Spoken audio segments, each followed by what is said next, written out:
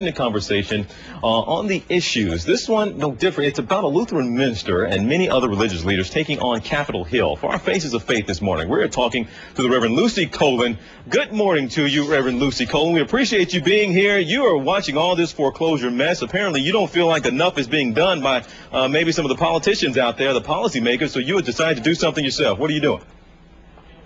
Well, most recently, I was part of the Recovery Express, which was a bus load of 50 leaders, faith leaders from California and all across the country that traveled through 8 of the hardest hit cities, cities hardest hit by foreclosure, to bring a message of hope and challenge. Hope to people who have already gone through foreclosure or who are facing it very soon, and a word of challenge and encouragement to the Senate in particular to take on bankruptcy reform and pass it. So this is a way, really, you're trying to draw attention to the issue and also lend some support, but I guess as far as getting some kind of a tangible result, are you hoping to do that as well? Sound like you are going after some of these policymakers. Yes. We're leaders from an organization called PICO, People Improving Communities Through Organizing. We represent 1 million families across the country.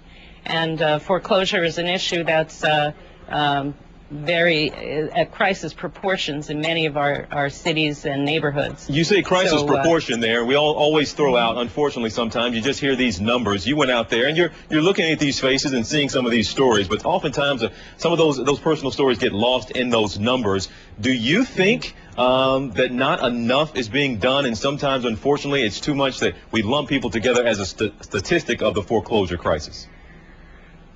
I think the stories need to be told, and no, there's not enough yet being done. We're really grateful for the first big step that President Obama took in announcing the HAS program. But those programs which banks can use to perform loan modifications don't have any sticks with them. It's voluntary that banks use those guidelines. So we want to see bankruptcy reform. If a bank won't work with a person working in good faith, then they would have the opportunity to go into court and see if the judge can make that loan modification for them. Okay. Oh, go ahead. Finish your point, please.